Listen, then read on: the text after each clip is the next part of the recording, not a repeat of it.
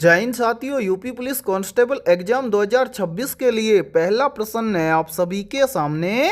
तवा बांध भारत के किस राज्य में स्थित है? वेरी वेरी इंपॉर्टेंट प्रश्न है ये। और ये प्रश्न यूपी पुलिस कांस्टेबल एग्जाम 2018 के अंदर पूछा गया प्रश्न है। तो जल्दी से बताइए इन चारों में से करेक्ट आंसर क्या होगा। आप सभी से पूछा गया है कि तवा बांध भारत के किस राज्य में स्थित है। तो राइट आंसर हो जाएगा सभी का ऑप्शन है डी। तवा बांध भारत के मध्य प्रदेश राज्य में स्थित है। तो चलिए फिर अगला प्रश्न देखते हैं। दूसरा प्रश्न है आप सभी के सामने।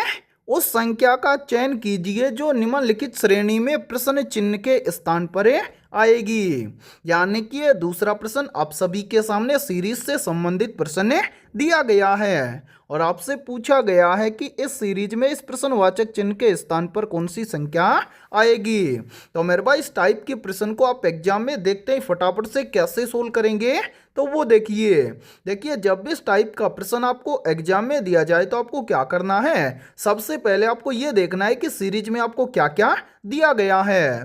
तो यहाँ पर ध्यान से देखिए सीरीज में दिया गया है सबसे पहले 32 है, 32 के बाद में 57 है, 57 के बाद में 93, 93 के बाद में 142 है, 142 के बाद में दिया गया है 206 और 206 के बाद में आपसे पूछा गया है कि इस प्रश्नवाचक चिन्ह के स्थान पर कौन सी संख्या आएगी। तो ध्यान से समझिए इस सीरीज को किस प्रकार से सोल्व किया गया है। तो सबसे पहले यहां पर देखिए सीरीज में दिया गया है 32, 32 से कितना बन रहा है 57। तो 32 से 57 कैसे बनेगा। तो यहां पर ध्यान से देखिए यदि हम 32 में क्या कर दें प्लस 25 कर दें तो 32 और 25 मिलकर बन जाएगा 57। फिर देखिए 57 से कितना बन रहा है 93। तो 57 से 93 कैसे बनेगा। तो यहां पर देखिए यदि हम 57 में क्या कर दें प्लस 36 कर दें तो 57 और 36 मिलकर बन जाएगा 93। फिर देखिए 93 से कितना बन रहा है 142 है। तो 93 से 142 कैसे बनेगा। तो यहां पर देखिए यदि हम 93 में क्या कर दें प्लस 49 कर दें तो 93 और 49 मिलकर बन जाएगा 142। इसी प्रकार से आगे देखिए 142 से बन रहा है 206। तो 142 से 206 कैसे बनेगा। तो ध्यान से देखिए यदि हम 142 में क्या कर दें प्लस 64 कर दें तो 142 और 64 मिलकर बन जाएगा 206। अब इसी प्रकार आपसे पूछा गया है कि 206 से इस प्रश्नवाचक चिन्ह के स्थान पर कौन सी संख्या आएगी। तो मेरे भाई यहां पर ध्यान से देखिए प्रश्न चिन्ह की वैल्यू ज्ञात करने से पहले नीचे जितनी भी संख्याएं आई हैं इन सभी संख्याओं को ध्यान से देखिए और पता लगाइए यहां पर क्या हुआ है। तो ध्यान से देखिए यहां पर क्या हुआ है सबसे पहले प्लस 25, उसके बाद में प्लस 36, उसके बाद में प्लस 49, उसके बाद में प्लस 64 है। यानी कि सभी में प्लस हो रहा है तो आगे भी क्या होगा प्लस होगा। कितना प्लस होगा वो देखिए। सबसे पहले इन सभी संख्याओं को देखिए 25 क्या है। तो मेरे भाई ध्यान से देखिए 25 है 5 का स्क्वायर। इसी प्रकार से 25 के आगे है 36, 36 क्या है 6 का स्क्वायर। 36 के आगे है 49, 49 क्या है 7 का स्क्वायर। 49 के बाद में है 64, 64 क्या है 8 का स्क्वायर है। इसी प्रकार से 64 से अगली संख्या ज्ञात करेंगे। तो यहां पर ध्यान से देखिए यहां पर सभी संख्याएं कंटिन्यू चल रही है यानी कि 5 का स्क्वायर, 6 का स्क्वायर, उसके बाद में 7 का स्क्वायर, उसके बाद में 8 का स्क्वायर। इसी प्रकार से 64 से अगली संख्या निकालने के लिए 8 के बाद में हम यहां पर कर देंगे 9 का स्क्वायर। 9 का स्क्वायर कितना होता है तो आप सभी को पता है 9 का स्क्वायर होता है 81। यानी कि 64 के बाद में यहां पर कितना प्लस होगा 81 प्लस होगा। हमें क्या करना है इस प्रश्न चिन्ह की वैल्यू ज्ञात करनी है। तो प्रश्न चिन्ह की वैल्यू ज्ञात हो जाएगी कैसे। यदि हम 206 के अंदर क्या कर दे प्लस 81 कर दे तो प्रश्न चिन्ह की वैल्यू हमें ज्ञात हो जाएगी। तो यहां पर ध्यान से देखिए 206 के अंदर हमें क्या करना है प्लस 81 करना है। तो 206 और 81 मिलकर बन जाएगा 287। यानी कि इस प्रश्नवाचक चिन्ह के स्थान पर संख्या भरी जाएगी 287। अब हमें देखना है कि संख्या 287 किसी ऑप्शन में दी गई है। तो आंसर है संख्या 287 हमें दी गई है ऑप्शन बी के अंदर है। तो दूसरे प्रश्न के अंदर ऑप्शन बी हो जाएगा सभी का करेक्ट आंसर है। तो उम्मीद करता हूं कि जब भी इस टाइप का प्रश्न आपको एग्जाम में दिया जाएगा तो आप फटाफट से सोल्व कर लेंगे। ठीक है। और इसी के साथ में देखिए आप सभी के लिए बहुत ही इंपॉर्टेंट सूचना है। यदि आप पहली बार के अंदर यूपी पुलिस कांस्टेबल एग्जाम 2026 को क्रैक करना चाहते हैं तो हमने आपके यूपी पुलिस कांस्टेबल एग्जाम 2026 के लिए ऑल सब्जेक्ट के ऊपर लगभग 25,000 प्लस रामबाण क्वेश्चनों का मास्टर पीडीएफ सेट तैयार किया है। और जितने भी अभ्यर्थी ये 25,000 प्लस रामबाण क्वेश्चनों का मास्टर पीडीएफ सेट लेना चाहते हैं तो आप हमारे इस व्हाट्सएप नंबर पर कांटेक्ट करके इस कंप्लीट मास्टर पीडीएफ सेट को ले सकते हैं। व्हाट्सएप नंबर है 7374826893। ये हमारा व्हाट्सएप नंबर है। इस व्हाट्सएप नंबर पर आप कांटेक्ट करके इस कंप्लीट मास्टर पीडीएफ सेट को ले सकते हैं। और मेरे भाई इस कंप्लीट मास्टर पीडीएफ सेट की प्राइस हमने रखी है मात्र और मात्र 99 रुपये। यानी कि ये कंप्लीट मास्टर पीडीएफ सेट आपको मिलने वाला है मात्र और मात्र 99 रुपये की फीस के अंदर है। और मैं आप सभी को ये गारंटी के साथ में बोल रहा हूँ, आपके पास जितना भी समय बचा हुआ है उस बचे हुए समय के अंदर यदि आप एक बार इस कंप्लीट मास्टर पीडीएफ सेट को सरसरी निगाहों से देख लेते हैं तो आपके एग्जाम में ज्यादातर क्वेश्चन आपको इसी मास्टर पीडीएफ सेट से देखने को मिलेंगे।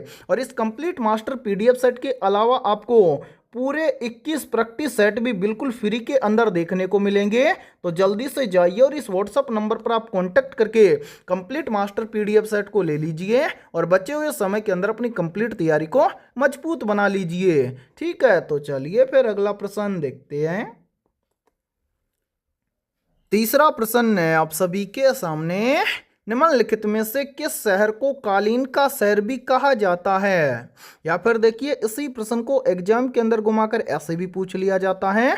प्रश्न पूछा जाता है कि निम्न में से किस शहर को कारपेंट सिटी भी कहा जाता है? तो यहाँ पर देखिए इन चारों में से करेक्ट आंसर हो जाएगा सभी का ऑप्शन है ए, भदोही शहर को कालीन का शहर या कारपेंटर सिटी भी कहा जाता है। तो तीसरे प्रश्न के अंदर करेक्ट आंसर हो जाएगा सभी का ऑप्शन है ए। तो चलिए फिर अगला प्रश्न देखते हैं।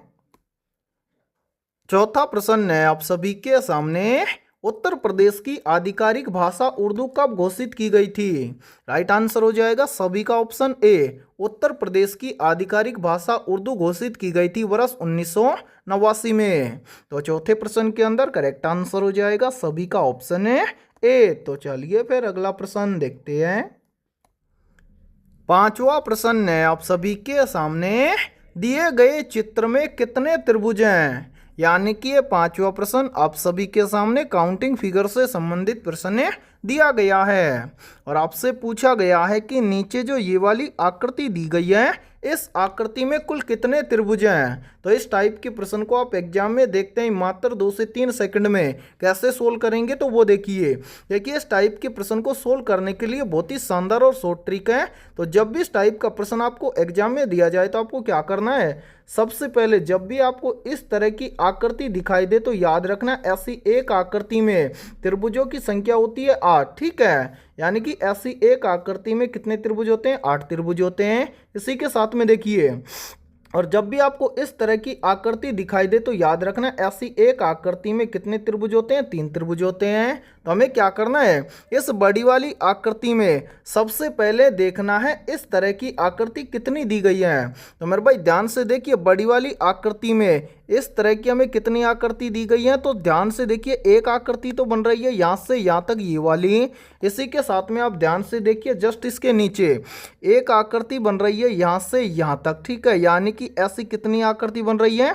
2 आकृति बन रही हैं। और एक आकृति में कितने त्रिभुज होते हैं? 8 त्रिभुज होते हैं। तो यहाँ पर बड़ी आकृति में कितने बन रहे हैं? 2। तो यहाँ पर देखिए 2 का गुणा कर देंगे 8 के साथ में, तो यानी कि 8 दूना के बन जाएगा 16।